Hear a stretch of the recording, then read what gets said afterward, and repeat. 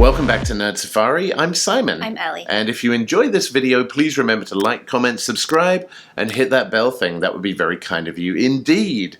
And we are here to tell you a tale of the time that we randomly met Ewan McGregor and his wife, Mary Elizabeth Winstead.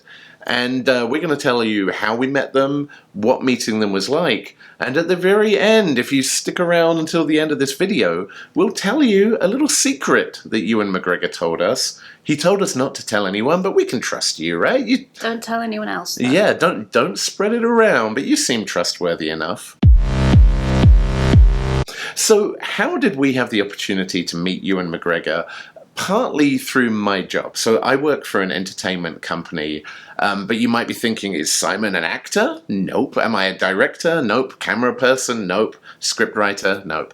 Do I do anything creative in the entertainment industry? No, I work in technology.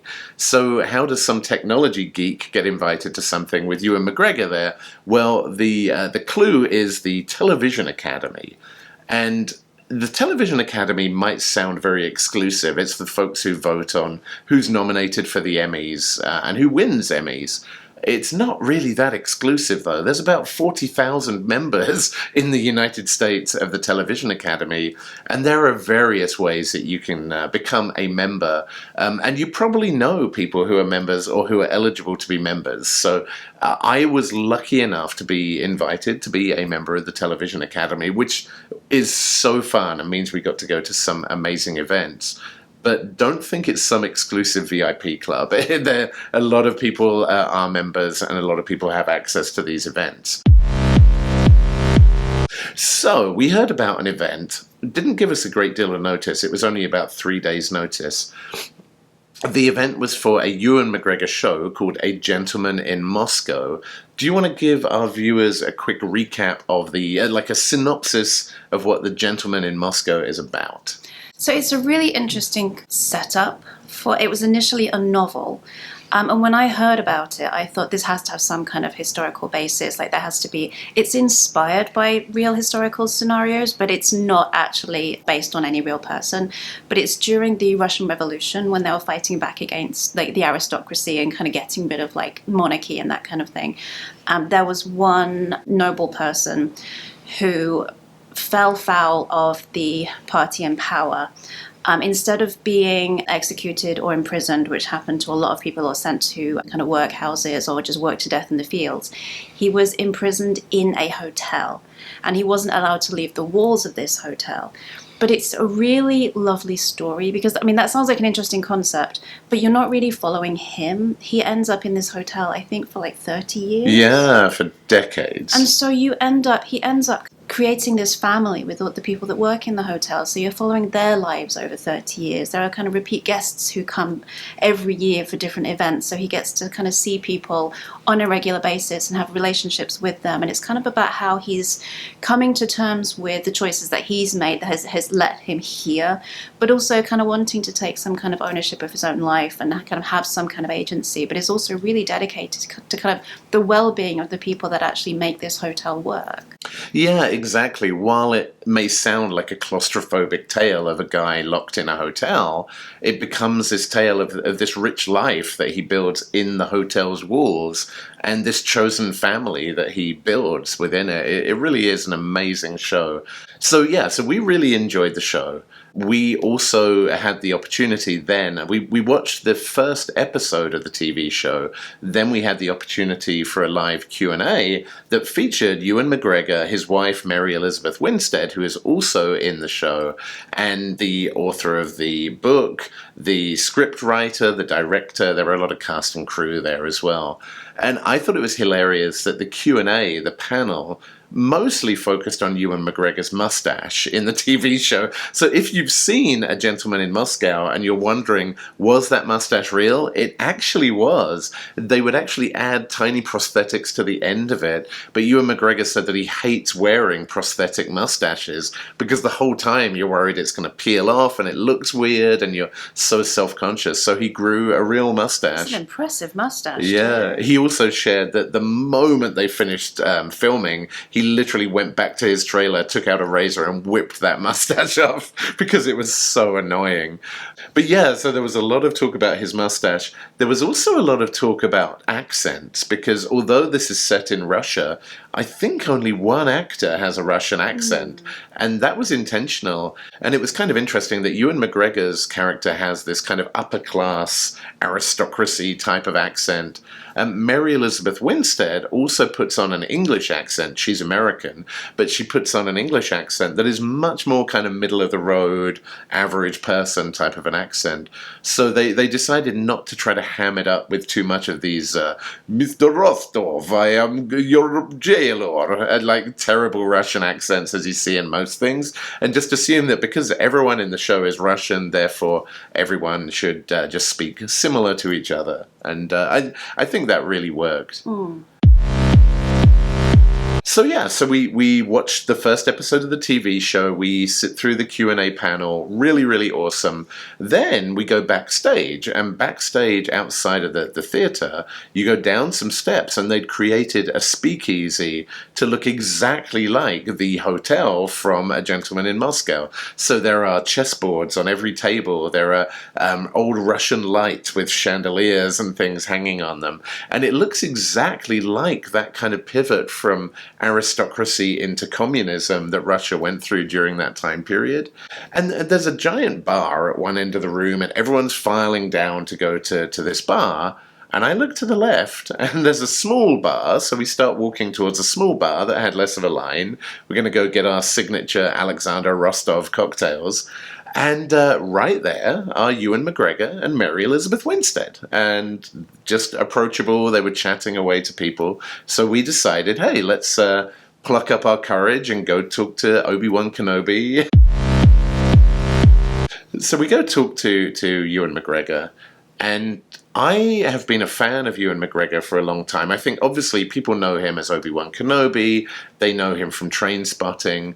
But I've also loved, there was a series that he did called the Long Way series, where he and his childhood best friend, Charlie Borman, if you've seen movies like Excalibur, Charlie Borman's dad was John Borman, who was a famous director from the United Kingdom. So Ewan and Charlie have been best friends for their entire life. They've done Long Way Round, where they literally rode around the world on motorcycles. They did Long Way Up and Long Way Down. I think Long Way Down was from Britain to the southern tip of Africa. Long Way Up was the most recent show where they went from Argentina up to Los Angeles on electric bikes. And I've loved those. I've also loved, he did some travel documentaries where he was doing volunteer work for UNICEF as well. So the first thing I chose to say to Ewan McGregor, rather than, I loved you as Obi-Wan Kenobi, remember that fight with General Grievous? I decided not to do that. And I decided to talk to him about the charity work he's done for UNICEF, the Long Way series. And he seemed to really, really appreciate that. You know, in hindsight, he probably would have appreciated it more if I'd talked about A Gentleman in Moscow, which was the whole thing he was there to publicize. But he seemed to really appreciate that I was talking about his UNICEF work and the Long Way series. Thankfully, I was gushing to Ewan McGregor. You were engaging with Mary Elizabeth Winstead. Yes. What were your perceptions of Mary as well? Because I feel like, you know, being married to a star as big as Ewan McGregor, you must be in their shadow. But it's not like Mary Elizabeth Winstead hasn't accomplished. I mean, she's had a really storied career and been in many, many movies and TV shows, not least of which Ahsoka recently, so double Star Wars geekdom. But what did you think of Mary Elizabeth Winstead?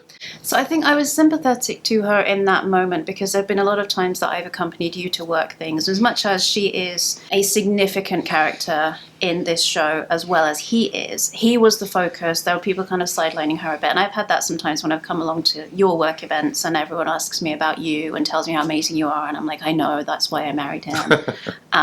So I kind of wanted to just talk to her a little bit just about the characters that she's played that I've really appreciated, and it was just really nice. It was just a nice vibe, and they were both just really gracious, and you could tell it was a work thing for them, so we didn't want to like push our luck and just assume that they were happy just to stand and chat, so we were kind of respectful of their space and their time. But it was just really nice. It just made it feel They made you feel welcome and feel comfortable around them. And she was just really gracious and lovely. And she's so tall. She is so tall and just so... In fact, both of them are just so beautiful in terms of how they look.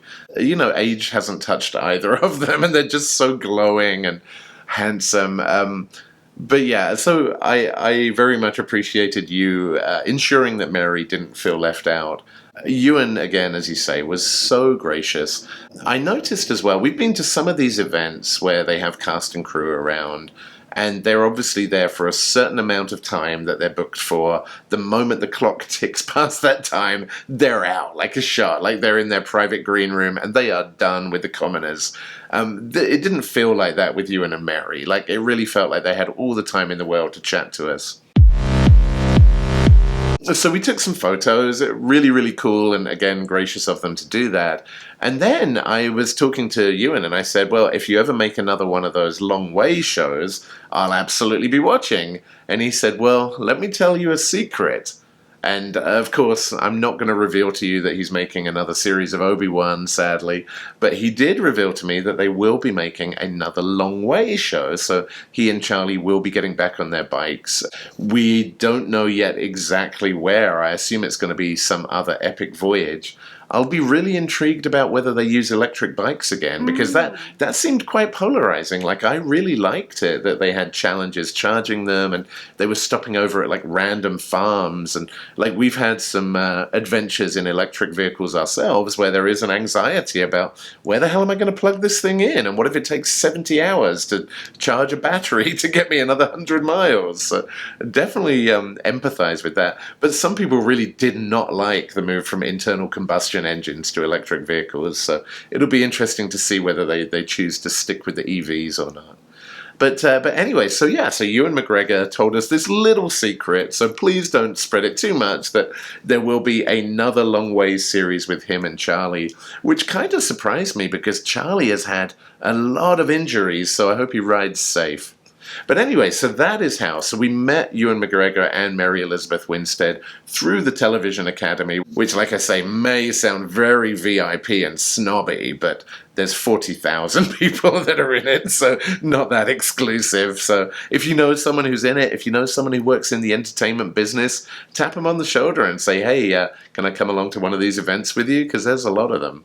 But yeah, they were extremely nice people, and they will be making another Long Way show with Charlie Boorman. So that is our scoop from the world of Ewan McGregor this afternoon. We hope you enjoyed this story. If you did, then we will be back very, very soon, friends, on the next Nerd Safari.